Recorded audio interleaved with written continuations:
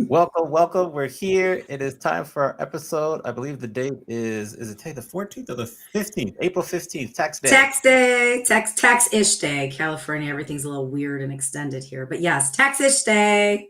Yes, we're live. We have returned from working together and being on stage at WeCon. When you got back from WeCon on Friday, how was your weekend? I had an excellent weekend. It was I wifed real hard. I went for the greatest wife sash. I spent time with my husband. I paid attention. I listened. We had a nice weekend. We're getting ready to do a big remodel, so we went to the flooring store. We went to the kitchen cabinet store. Okay. Scoot was real obsessed with like when you pull out the drawers that pots can actually hang on there, and he had a whole revelation about how to store lids. So it was real domestic weekend, but we had fun. We also managed to get in a little dive bar on Friday, a little dive bar on Saturday, just for a little drinky poo. And I had old fashions this weekend, which I never normally do, but I was inspired by the coolness, by the cool air. Okay. Yeah. Good job. What about you? How? Because you hustled, Amani. Yes. You taught last week. You gave 2 speeches. You're a former past president. Your obligations are a lot more than mine at these functions. So did you sleep 17 hours on Friday when you get back? Like, what happened with your rest and recovery? Actually, and shout out to Elizabeth Doss, who's in the chat. Happy Monday to you. Thank you for joining. Izzy Eek. Hi. Yes. So actually, Saturday morning, I had an event at Fullerton. So I went to that event, Welcome to CSUF Day, and was there greeting potentially incoming students who were asking questions about the university, the EHM program. So I did that for like 3 hours and then drove from LA back to Vegas, another 4 hours. And then when I got back here, then I just chilled. So I chilled mostly Saturday and Sunday. I wanted to watch the movie Little Women. That's on my list to watch. Okay. But I got distracted. I couldn't get it done. So hopefully during this week, I can watch it. What else was I planning to do? There was something else I was planning to do. I did stream last night, the slow jams, but that was it. So mostly just a resting day, chilling for me this weekend. That's good. Okay, really quick before we get to our esteemed guest. Yeah. What's a takeaway? Obviously our live podcast was awesome and the session we did was really cool. But aside from what we did, what's a top nugget takeaway that you got from WeCon this past week? First of all, I think the hotel did a tremendous job. They're a Agreed. very good partner with MPI Southern California. So I'm just really happy about that. Takeaway would be from Julius's session, who talked about like technology in the future on the short booking window for people registering for conferences. That changes everything for people and us as speakers. That means to me that they could be booking us later on for speeches too, which means that, whereas before we might get a 4 or 5 month window, it might be a month or 2 now. That would be my biggest takeaway. Yeah, and I think the percentage was like 47% of the attendees register within the 2 weeks of Yeah, arrival, which yeah, is so complicated because hotel cutoff dates are 30 days or 21 days. But I've been experiencing this myself where I am begging hotels right now yeah. to get to extend cutoff dates because everybody is registering later. So I hope hotels take note of that and they realize, like, yes, deploy your revenue managers, your revenue directors to sell the rooms, but just know you're going to have a higher percentage of last minute registration. I agree. I thought that was a good thing. My takeaway was Julius, also from Julius Solaris. So my biggest takeaway from him was when he said conferences are the new, when he talked about going to conferences, it's the new meeting. So, we know a lot with the distributed workforce, Mhm. conferences are the new office, I think was the slide he put up. Yeah, yeah. So with the distributed workforce in remote work and, whether it's an internal meeting, we don't see each other anymore. Or whether it's an external meeting, gone are the days where you just go to your customer's building. So Right. if you want to see your customers, you might just have to register for that conference to see them, or if you want to interact as a team, the first time you might see each other is at a team conference. So I thought that was interesting. Conferences are the new office. So instead of going to Yeah. office, just go to a conference. I thought he Okay. was really, really spot on with that. Yes. Now, who are we going to talk to today? And this is going to be a good one because they're coming to us from far away, but they got lots of experience. So I'm excited. Tell us who we're speaking with today. Well, we have a top notch professional coming to us today. He is a general manager and an operational guru in the hospitality industry. He has been the GM of so many hotels, so many hospitality organizations. He's a top voice for food and beverage on LinkedIn. He is the founder and managing director of Out in Hospitality. We have Scott Turner joining us. Yes, yes. So we'll give you a round of applause there. Scott Turner is joining us on the show. Hi guys. You're coming. Tell us the two questions for you. First of all, where are you logging in from and broadcasting with us from today? Well, normally, Amani, I call in from London. I'm a London guy, but today I'm calling actually from a hotel of one of our clients in the New Forest in the southwest of London, so southwest of England. Sorry. So if you don't know it, it's a beautiful countryside part of the UK. All I could see as I drove into this hotel today was just fields and greenery and forests. I passed ponies, I passed deer. So yeah, I'm out of the smog for today. So excited Okay. to be on the show. All right. As a London guy, this is going to be the most important question of the show. What football team do you support? Oh, that's very Uh, relevant because of what well, happened this so weekend. Oh, it is, but I am actually from Leeds, which is in the north. So I am an avid Leeds United fan, and we didn't do that great this weekend. We're looking to get back into the Premier League, but yeah, Leeds is my team, born and bred. Yeah, for my All right. sins. Good. not to infuse any pain, but Scott, can you just share what happened in the football world this weekend? Well, yeah, I mean, it was just a surreal weekend, wasn't it, here in the UK? So I think it was. Yeah. So my team is going for the top of the championship, which is the second division. There's obviously the Premier League. I think over the top two leagues this weekend, there was only Man City who picked up a point in the top six of each league. And I think out of those, I think pretty much only two others scored a goal. So it was just the most surreal weekend because at the top of the Premier League, Arsenal should have won. Liverpool on paper should have won. In our league, we should have won. Leicester should have won. Ipswich should have won. So it was just a really painful weekend. And it's really funny story. I was telling someone this morning is I've got a 7-year-old son and he's just getting into football, like starting to become obsessed. And it's the first time I've had to sit through poor games because we've done pretty well all season. So it's the first time I've had to sit through poor games with my 7-year-old son. And Oh it's no. really, really difficult not swearing and not being overexerting yourself while you've got your 7-year-old next to him. And then it's even more strange because he's going, Dad, what does that mean that the referee's doing? And it's like, just come back after the game. I'll explain it when I've calmed down. So it was a surreal weekend. And you have to live through it too. So you're not swearing, you're not yelling, and you're trying to exert patience and make it an educational moment for. Oh my gosh, I'm so sorry, Scott. But was it cool? How did he handle the loss? How did he handle that? Well, he's still all right because he kind of doesn't quite understand. So because we're still near the top of the league, he's all good. But the funniest bit is about 60 minutes in, I think my wife could tell which way the game was going. And she came in and she was like, I'm just going to go and nip out for a bit. Do you want me to take, and my son's called Reed. She was like, do you want me to take Reed with me? And I was like, oh, that'd be great, actually. And he went, no, Daddy, I want to watch the rest of the game. So I was like, oh, no, okay, it's fine. But my wife ducked out for cover. Reed stayed with me. We got through it together. So yeah, it's all fun. But that's a smart lady. She's a smart lady. Yes. Over to you, Mandy. Definitely. Yeah. Well, I just want to dive right in because you have so much knowledge and I want to soak as much up as we can while we have you. So what are hotels and food and beverage outlets? What are they not dissecting enough on their P&L that could turn a profit around for them? Yeah, this is a really good one. I think, I often get asked about hotel F&B and why it's lost a bit of its mojo. And I always come back to the story.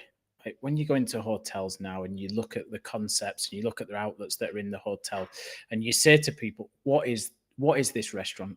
They can't tell you what the story is. And we've lost that bit about it. So I always say that we've kind of ended up with F&B that's functional but not fun. And that really takes the whole element out of it, the experience out of it for the guest. So I would say away from the P&L slightly, but where I would start with F&B that might not be hitting the note is really go into your outlets and ask maybe 4 or 5 people, whether that's a guest or whether that's an employee, what is the restaurant? And if they can't all tell you the same thing, you need to go back and look at how you can niche down the message and the stories so that everyone is really clear what it is. And, that could be a diner, it could be a brasserie, it could be a Spanish tapas restaurant, it could be a Mexican taqueria, it could be whatever it is, but people need to be clear on what the concept is. And then as you go down the P&L, I think it's back to that bit, isn't it? And I've talked on LinkedIn before about how, every month go down that P&L, look at those big numbers, and what are the ones that really stick out where you kind of have that wince moment, and really look at whether that expense is worthwhile for whatever reason that might be. And if it isn't, really question whether they add value to the guest experience, because a lot of the times you'll go down and you can see things on P&Ls that stick out. And you sit there and go, okay, does it impact team performance? No. Does it impact guest experience? No. Is it really an essential cost? No. Then why is it still sitting there? And I think that's probably the most crucial thing. Every hotel's different. Everything crops up with different elements, depending on the concept, the style of hotel, of what is an anomaly on the P&L.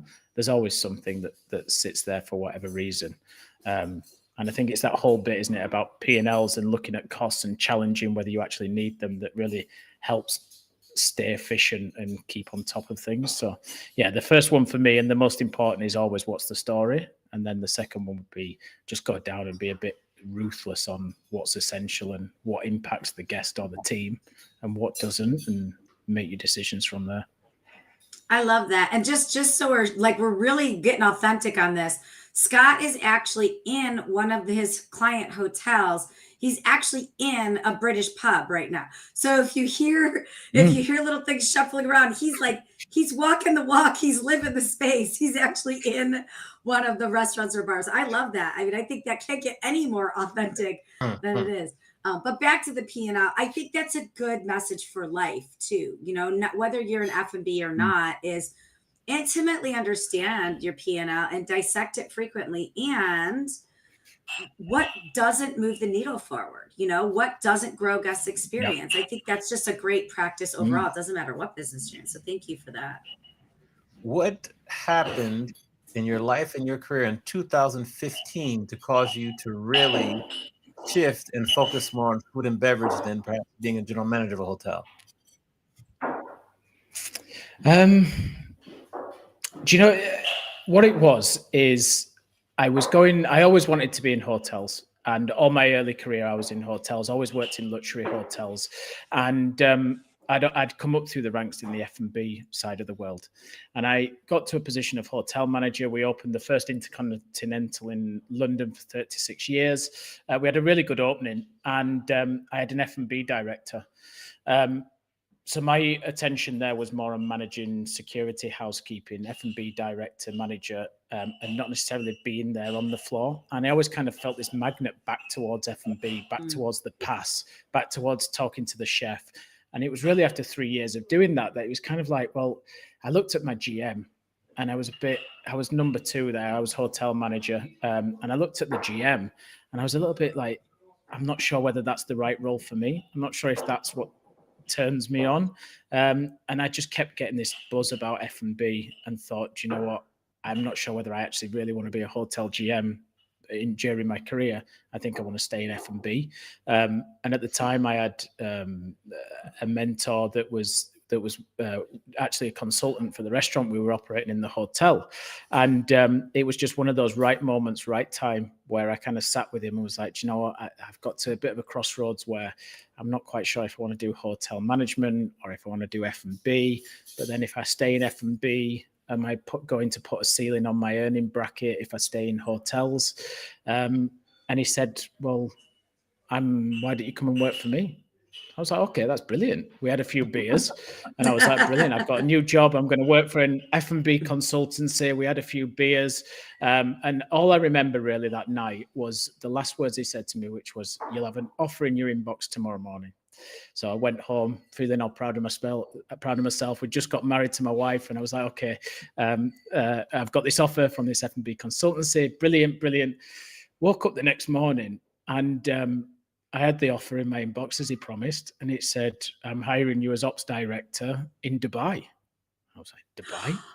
I live in London. Snap. Yeah. And I was like, okay, this is interesting. And I'd always kind of had a burning desire to move abroad and do something different, see different cultures, and sat there with my wife and went, you know what, actually, F&B is where I want to be. Restaurants is where I want to work. I love the hotel. It's where I've grown up. It's where my education has been, but there's just something else out there that I want to seize on. And shall we go and do it in a different country and have some fun? And at the time we had no kids and it was just the right time at the right conversation at the right time. And it was just, awesome. Yeah, let's do it. And 3 months later we were in the sandpit and I was working in independent restaurants, left hotels behind, and we were in Dubai for 5 years before I came back to London. So yeah, it was just one of those right offers at the right time that kind of ticked a desire, and it was just the right thing to do. Nice. Awesome. So one follow-up question for you. You shared that you had a fear that your earning potential will be capped by working in food and beverage. What's your perspective on that fear now?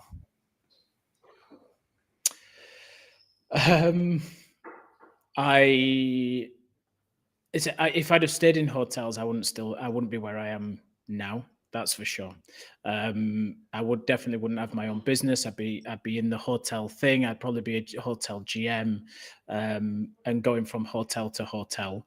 And you know, you can go work in different places. You can go and do bigger hotels, but there's always going to be a bracket, especially as an F&B director.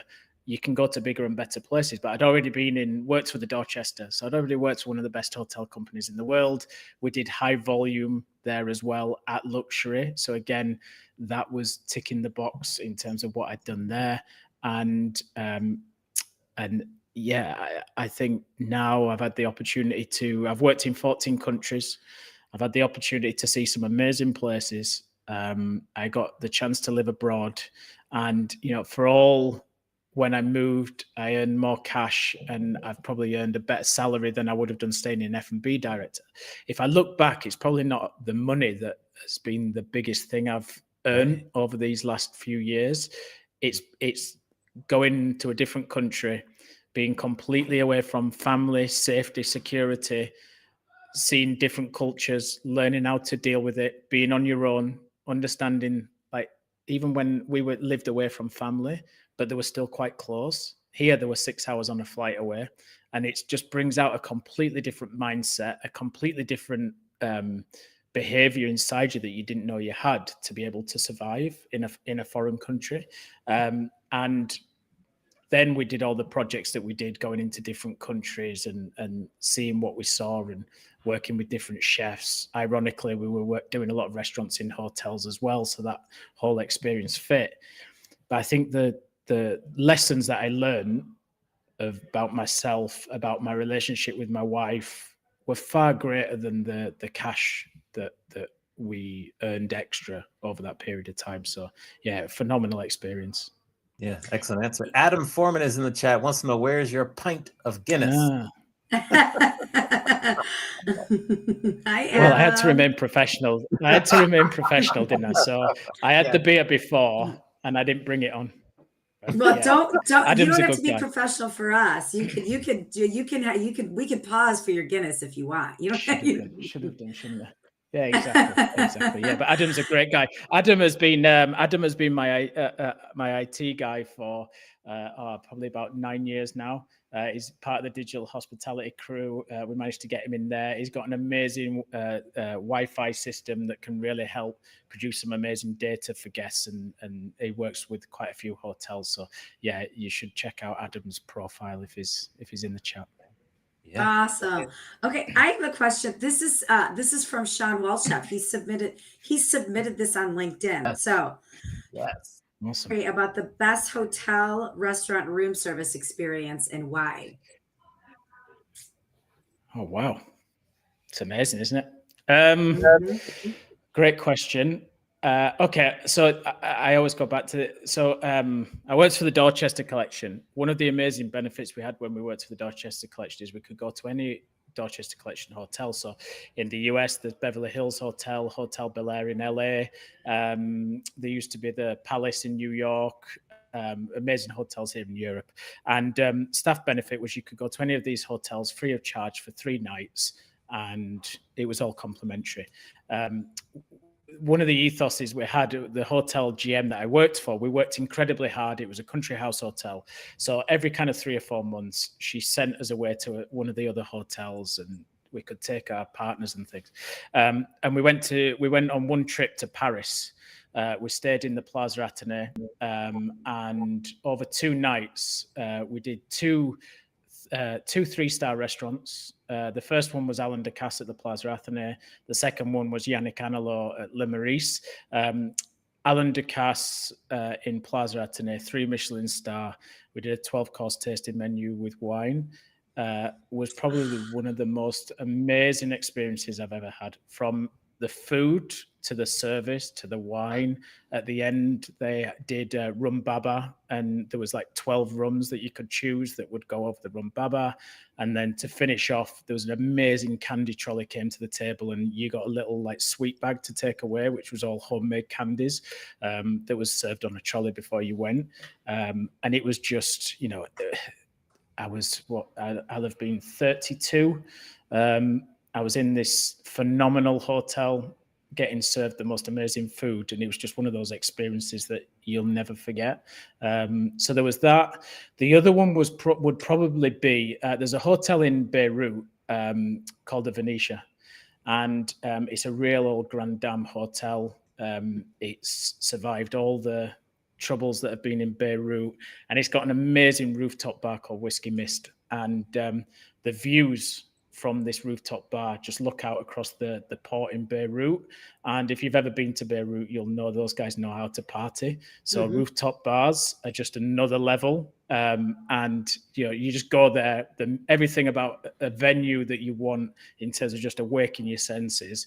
The music was just amazing, and the atmosphere was brilliant. It was full of amazing people, great drinks, cocktails were super on point, and just an amazing night. So yeah, I think Plaza Athénée for just the style, the luxury, the whole opulence. Beirut was about the party, the atmospherics, and just the overall vibe that came from it. Awesome. I So yeah, I love that. before you continue, man, I got to shout out Heather, who's in the chat, Heather Cox. And then Thomas, thank you for watching on YouTube. And Thomas is one of my students who says he loves this topic because he feels this is his future, working at F&B and restaurants. So yes, Thomas, this will be available post live. We can let you know where. Thank you for letting me interrupt you, Manny. Go ahead with your follow-up. Oh no, I love it. And hi, Heather Cox and Thomas. Way to show up, buddy. This is what you got to do for your career. So this is awesome. I just wanted to follow up on that, on those experiences that you had. You know, when you travel the world like we do, and you go to all these great hotels, and it's all for work. I don't know about you, but whether it's like a design element that I'm like, oh, I want to put that in my house, or whether that is a food and beverage experience that you want to implement with one of your clients, like what from those two experiences did you take back and eventually implement, if anything? Or was there anything from those two experiences that you're like, oh, I'm going to store this here for a later date? Yeah, definitely. And Thomas, if you want any advice on F&B, just hit me up on LinkedIn. Always happy to help as well. So as Sean would say, readily available, or weirdly available. I think from those experiences, there's Alan Ducasse was one of those restaurants where just all the details were thought through. Everything from the menu, the way it was presented, the whole dining room, to the whole experience, dishes done at the table, the whole candy trolley at the end that you'd go, is that a 3 Michelin star idea? These guys made it a 3 Michelin star idea. And I think what that always taught me was about detail, and about just how if you focus on the little things and you have lots of little touch points through the experience, when you get to the end of the meal, people are just blown away by the whole thing. And it's just about how you can keep, back to that point I shared before, it's just how you can keep pushing on people's senses, but different senses like sight, smell, ear. Like I remember the one of the first courses was simple. It was done table side, and it was just brown shrimps with butter, but you could just smell the butter browning in the pan. And I can still remember it now. And this is probably going back to 2010. And I can still smell that butter. So it's all those bits about the details. I think with Beirut, what I really love about that is how those guys can create an amazing atmosphere.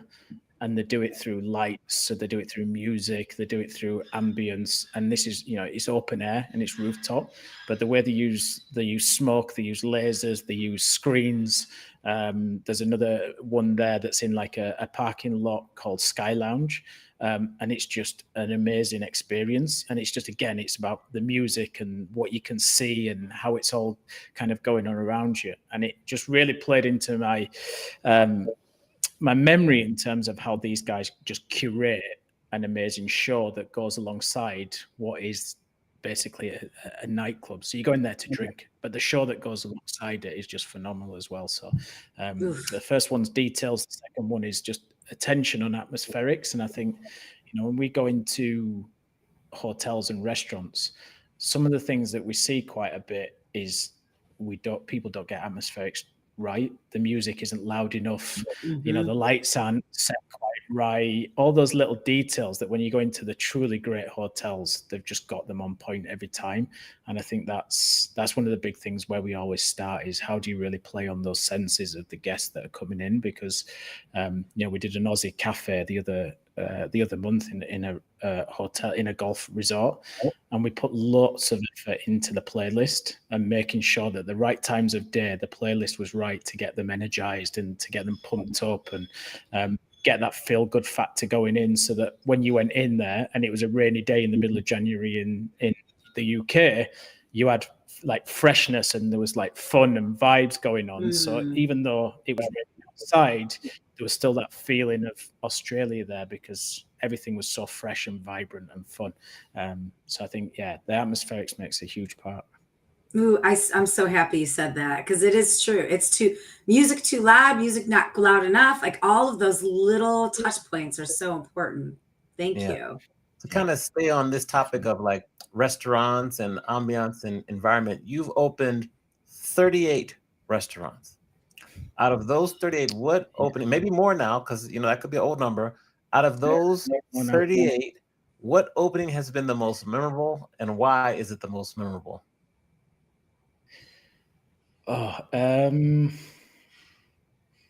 Wow, that's a really good question.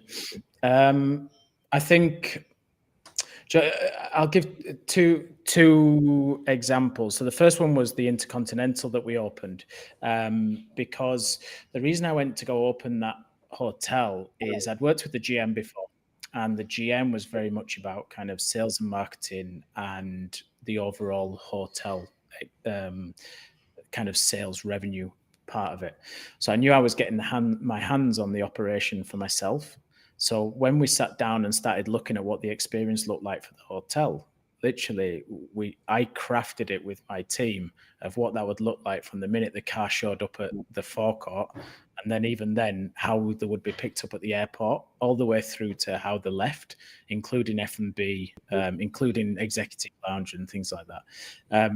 So when we got the hotel open and we managed to get what we initially put on paper into reality, and then we started seeing TripAdvisors coming in, Google reviews coming in, and we started seeing that payback in guest satisfaction.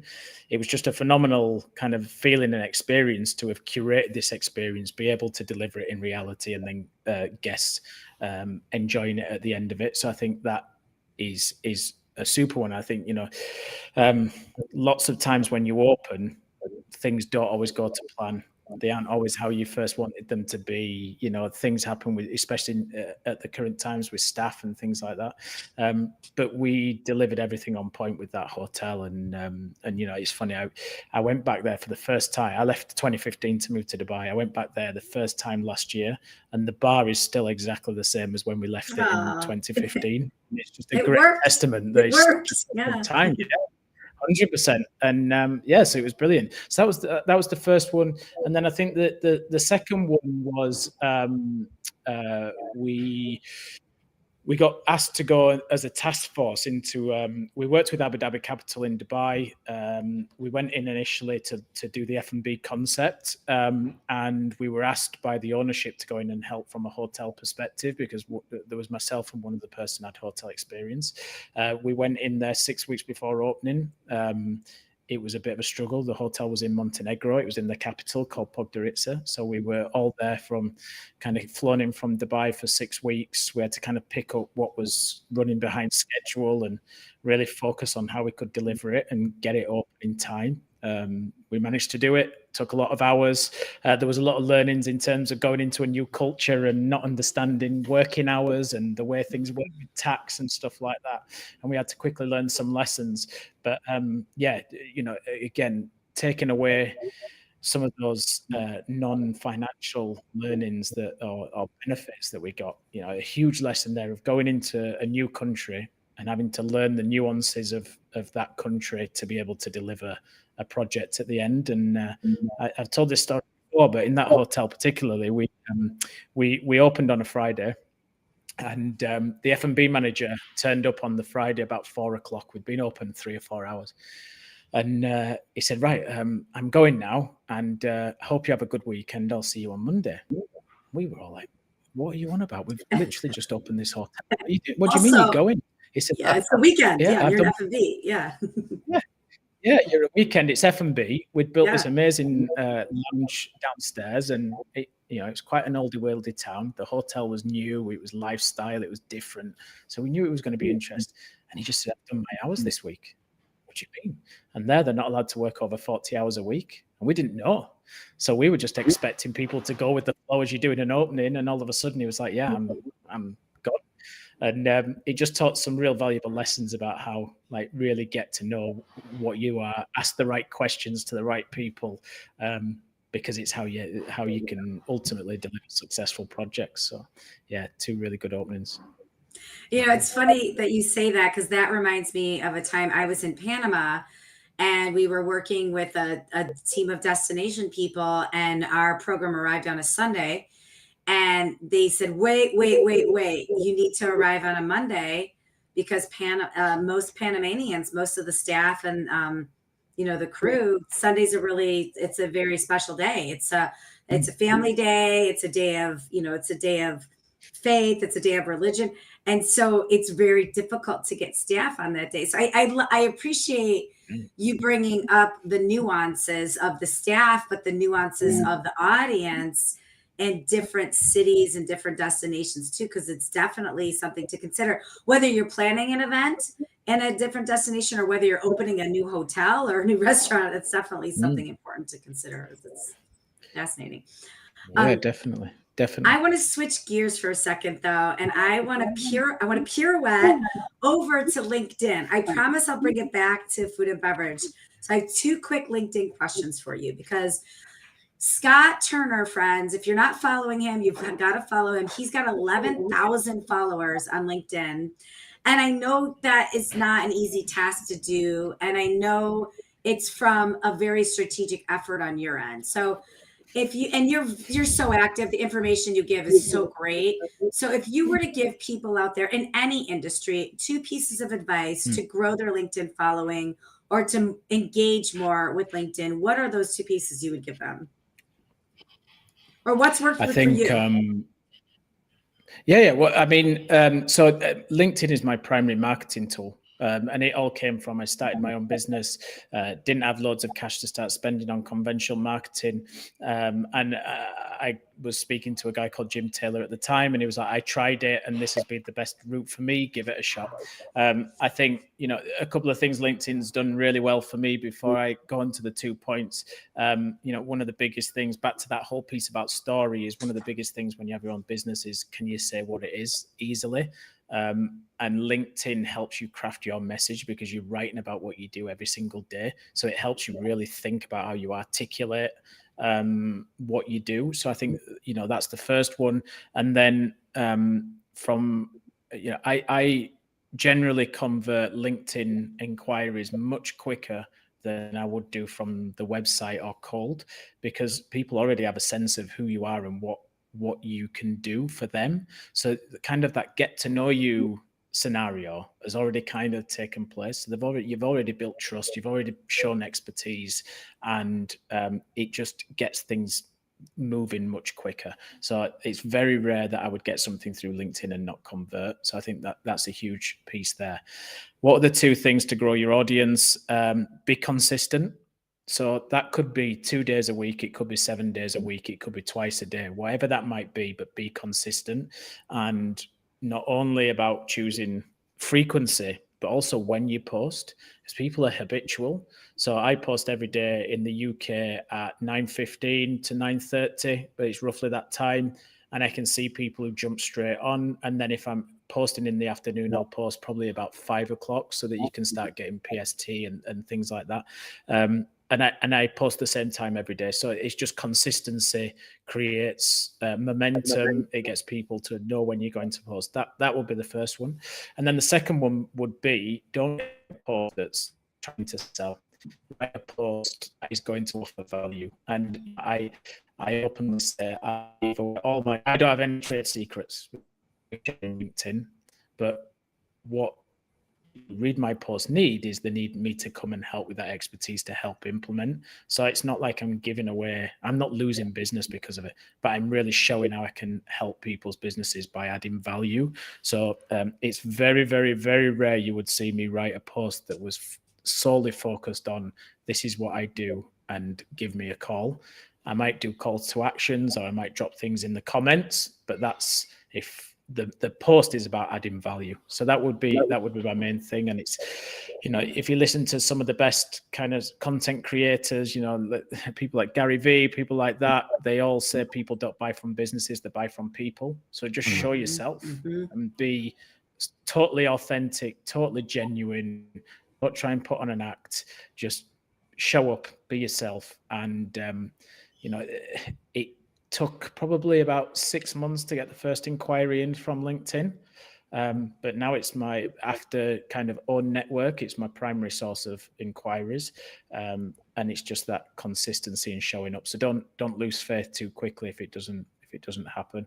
And then I think if I can add a bonus one, I think, the other thing now is start showing up to some of the audio rooms, start looking at how you can start doing lives, start showing that type of yourself as well. So, Mandy, we met on the digital hospitality room that's held by Sean. Not only do you learn amazing things from some amazing people, but, as you have, Mandy, I've got recently got some gifts from Elizabeth. I got my first deal signed on, I think it was Friday, from literally commenting congratulations with a GIF on a new job post. That would never have happened if I hadn't have gone onto some of those rooms, and yeah, do some audios and do some LinkedIn lives and just start really showing people the authentic you. And I think that's going to start becoming a real big part of what LinkedIn's about moving forwards. I agree that LinkedIn Live, the audio, or what we're doing right now, that long form, however you can get to that long form space on LinkedIn is critical. Okay, I promise I'm taking this back to F&B, but with a splash of LinkedIn still. So how can hotels and restaurants use LinkedIn more for business to business outreach to the local community? I think I've heard you tell a couple stories about this before. So I think like with hotels and restaurants, right, you've got the tourism community and then you've got the local community. And we all know it's for the most part, the local community is your base, right? Because the tourist community is awesome, but they can be up and down depending on what's happening. So how can people use LinkedIn to communicate more with their local community for food and beverage or hotels? Yeah, so we did this with a hotel client with a restaurant, and what we did was very similar to what I've been doing on LinkedIn. And fundamentally, LinkedIn is free. You can do so much on it for free.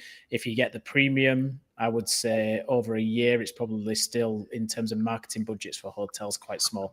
So what we did there was we went around the local area. We looked at all the local offices around where we were, because you can get them off the door, knockers. They've got signs in the windows, so you can get the information. It's like in the old school, Mandy, where you used to send people off and look at the conference room doors and see what your competitors had in the conference rooms. I don't know if that still happens, but it definitely used to, especially when they had the boards in the lobby. And so we went round, we got a list of all the offices and all the businesses in the local area. And then our F&B manager went on LinkedIn, searched for PAs, searched for reception managers of all those buildings, and sent them a targeted message saying, well, you haven't been into the restaurant. We'd really love to see you, and use this booking link. You'll get VIP status, and we'll make sure you're looked after, and dinner's on me. So we got it all tracked through 7 rooms, and we just got the local community in. As a minute they got tracked in 7 rooms by using the private link, they got VIP'd, so the team would be on them. The F&B manager would go and meet them and would go and introduce himself, and then we just automated the rest of the process through the reservation system afterwards. And it worked phenomenally well, because it's just people aren't doing it. So you're standing out in the crowd, and you probably get them as well, and Manny as well. It's, I get tons of DMs every day about email lists and SaaS products and things. So how different is it that all of a sudden you have this F&B manager from the local hotel pop up in your DMs? And 9 times out of 10, we got a reply, even if it was we don't have any bookings, or we don't use book restaurant bookings. We pretty much got a reply from everyone. So I think, I talk about thinking differently. You can use it outside the box. And then, again, when we were looking at what third-party booking engines to go with from a restaurant perspective, for example, we, instead of just going on the website and doing the inquiry, we'd hit the partnerships managers, and we'd hit the kind of the senior execs, and we'd start going like in at the highest level we could, and start having kind of real strategic commercial conversations about going, we're going to list our restaurant, but I'm speaking to the top guy. What can you give us in terms of marketing to launch, and what else can you do? Because we're with all these platforms and we want to see yours on there. So we'd just really start using it to go as high as we could up an organization, to start having conversations with the right people. And then from a real strategic revenue perspective, we'd start targeting people who might book covers in the restaurant. So I would say it's definitely worth doing. It costs absolutely nothing, apart from some free meals, which you would do for influencers anyway. And it worked phenomenally well. So awesome. Love that. I have one follow-up question about LinkedIn, and then another question that'll take us to another lane in the highway we're traveling down. How did you acquire your top F&B voices badge, and how has that assisted or helped your growth on LinkedIn itself? Yeah. So, another strategy that you obviously have your own content that you can go on and create, and that's kind of, I've got into a fluid rhythm of how I produce that now. But there's the contribution articles, the collaborative articles that sit on LinkedIn. I get them in my inbox pretty frequently now. I'm not sure if others do, but I get them in my inbox pretty frequently, and I make sure that I go on and do at least 5 a week. And they're prioritizing those on the feed, so you're getting quite a lot of engagement, people seeing your profile, and obviously if they like what you're writing, they're going to go on and they're going to follow you, and then they become converted into your content.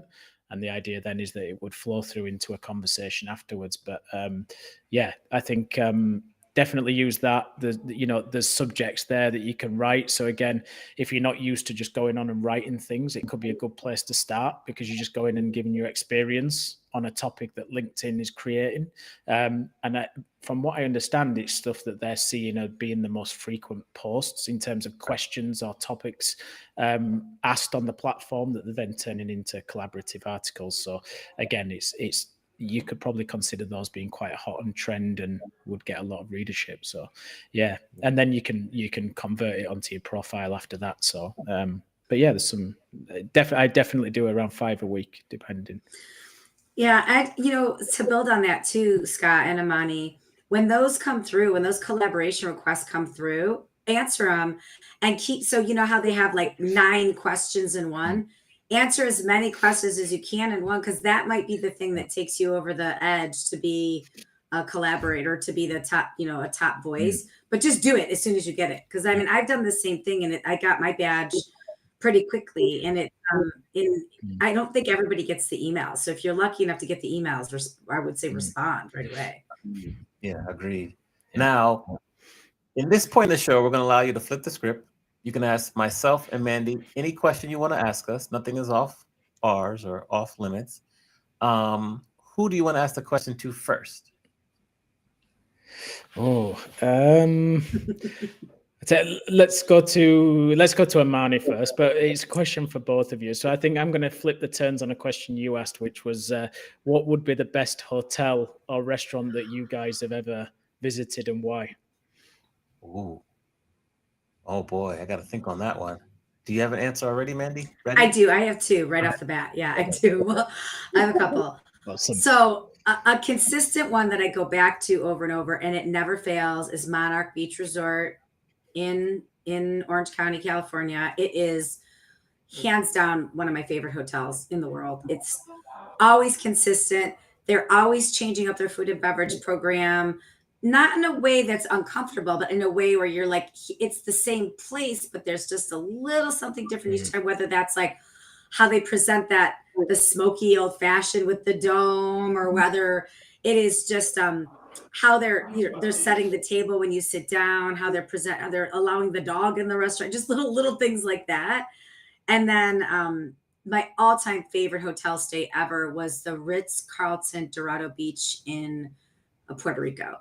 And it was, this is a property, it's built on an old Rockefeller estate. It's many, many acres. They give you a bike with every, I'm a bike person. They give you a bike with every room. You could ride around and see the old residences, the houses. There was a host, I don't know if it's a Julius Serrano restaurant, I think, or Jose Andres, one of the two, I can't remember, restaurant on property. And the experience, just from the decor, from the time you enter to the smells, to the just like every thing you were talking about, the senses, the music, the outdoor experience was different than the indoor experience. And so, when you go to a restaurant and you're at a hotel for many days, and they may only have 3 or 4 restaurants, knowing you can sit outside and have a totally different experience than inside, which is a little more quiet, a little more quaint. You could hear each other speak. I loved how they changed the environments, and obviously the food was fresh, well proportioned. And I would say at both places, I never got full. I always left content. And for me, that is the mark of a great dining experience, when you're tasting everything, and sure, it looks pretty, but you're not gorging yourself. You're not eating so much that you're like, oh, I'm so stuffed. You're just like walking away really happy and really content. So what comes to Yeah, mind that's awesome. for me is two. First, it'll be the Four Seasons in Maui, Hawaii, and I hope everything's okay there after all the fires last year. Just on the water, great entertainment, great food, easy to get to different places, lots of activities, just right there contained. So that's one. And then the second one, I'm trying to remember, I don't remember the exact city location, but it's the Molabetsi Lodge. It's a safari lodge in South Africa.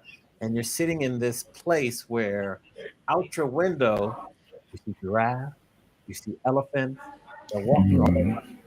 And the food there was some of the best food we had when I went to South Africa for the World Cup. Um, and that place was just amazing. They take you on tours throughout the morning, and then the afternoon, the evening, at nighttime, we were chasing lions. We weren't chasing them. We were trying to find lions to see or whatever. It was amazing, and it was really nice and clean, and the food was good. So that would be number two right there. Yeah, yeah.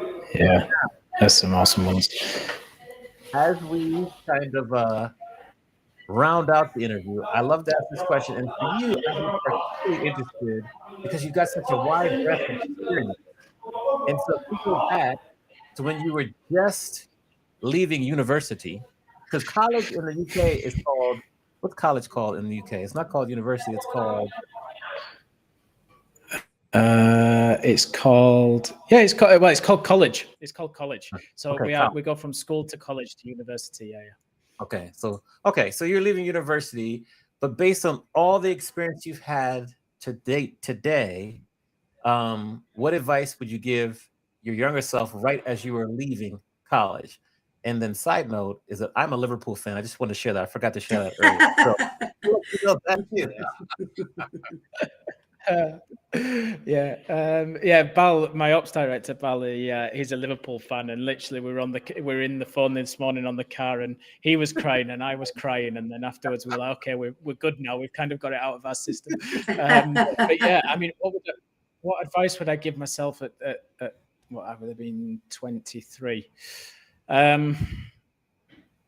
One of my biggest regrets of university was I had an offer from I did a sandwich year. I had an offer from the Chicago Marriott. I had an offer from the London Marriott, and I bottled going abroad and went down to London instead because I could still watch the football. I was still close to my mum because I'm a mum's boy at heart. But I think, what advice would I give? I would have gone abroad a lot sooner. I think when I left the UK to go work abroad, I just got married. We weren't far away from having a family. My two kids were born in Dubai. I wish I'd done it earlier, where I had no responsibility, and we maybe could have done a couple of extra countries, maybe gone to Asia and put ourselves out of our comfort zone again. And I think, I think that's probably one of the biggest ones. The other one would be. I don't think at times I enjoyed my roles that I was in and some of the projects that I was doing because I was so focused on the task and almost getting to the next stage in my career. And I think that drive, where it was good in some ways because it got me through the ranks quite quickly, and I was quite determined of where I was going to be. I don't think I took everything in quite like I should have done. So I would say, one, move abroad sooner, and two, I think enjoy it more, not get too hung up on where you want it to be. Enjoy the present would probably be my other one. Great feedbacks. Mandy, over to you to close us out. Okay, just really quick comment, Scott. Amani and I both just itched our nose at the same time. We weren't throwing like signals. There wasn't like I itched my nose and Amani itches his. I'm like, Scott probably thinks this is some sort of like podcast signal. There's no signal. We just both had an itch. And he's in Las Vegas and I'm, 500 miles away in San Diego. So anyways, no signal. Here's a question for you personally. We know, you're an expert and we know what you're working on professionally. What are you working on for yourself right now personally? Not your family, not your kid, like just for you personally. Because I think this is an epidemic in hospitality we all forget to take care of ourselves. And I know you're a pretty evolved human, so I'm guessing your answer is pretty rad, but like, what are you working on for yourself personally? Yeah. What am I working on personally for me? I honestly don't necessarily pigeonhole it too much in terms of what it's doing for me. I think what I've done in my career is a lot of the time my family have had to suffer because I've worked hard and I've traveled a lot. And what's quite nice about now with my own business is I still work hard, but I have a freedom of time. So I can choose when I work and when I spend time. And over the last 2 years of running my business, I've been a lot more present, definitely for my wife and certainly for my kids. And, a couple of things that spring to mind on that was the first time my son had parents teacher conference. I was walking down the street with my wife and I was like, it's a really surreal feeling, this. And she said, what do you mean? I said, this time last year, I would have either felt guilty for being here and I'd have been on my phone thinking about what emails were coming in and what was going on at work, or I just wouldn't have been here because I wouldn't have left. Whereas now I feel good about myself that I can be here. And honestly, that for me was just a real kind of penny drop moment. So I think, I read lots of books, I consume lots of podcasts. I'm continually trying to learn and do new things and test things out. But I think that whole bit for me that's been so rewarding and almost like a new lease of life is the fact that now I can be present for my family.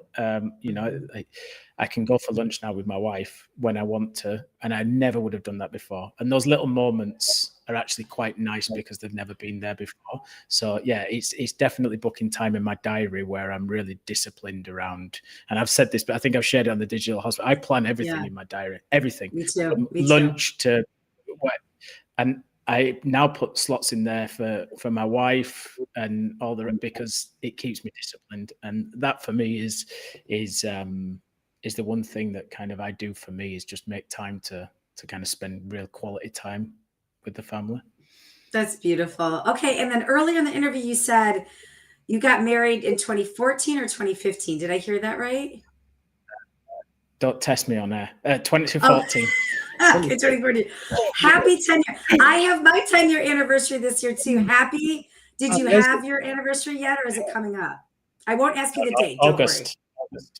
Oh, we're July. It's all right. 16th of August. We're July 2nd. So happy 10 years. We made it. We made it to our first milestone, Scott. Yeah. She come with me, yeah, for sure. That's great. Congratulations. All right. Yeah, well, what's the best way for us to kind of support you, your business, continue to spread the word about both you yourself and Audit Hospitality? How can we best support you?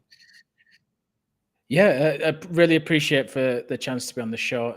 I said before off air that I watch it most weeks, so it was really nice to be on.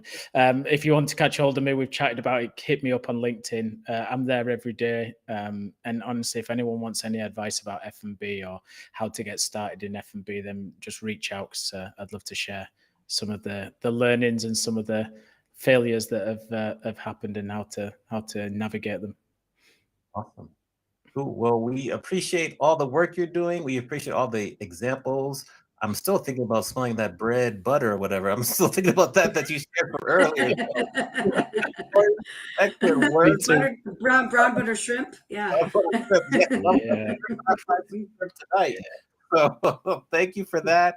And just continue to be an advocate and an ambassador for our industry. So round of applause to you. We'll put you back in the green room, and thank you. Thank you, Scott. Thanks for Thank you, guys. Thank you. All righty, Mandy, we are done for the day. What and who do we have to look forward to next week? Well, we've got a new friend that we just met last week, Gary Ware, he delivered a spectacular opening keynote about the art of play. He actually gave us some play examples. And I think one of the big takeaways I had from him was, are you creating a working environment that feels like a playground or feels like a proving ground? Ooh. So I'm excited to hear him talk more about corporate culture and more about how we can bring more joy and play into our work world. And he's just an overall fun guy. So he'll be on here next week. Awesome. Can't wait to host Gary. Thanks again to Scott for sharing his story and many, many great examples of just working at F&B today.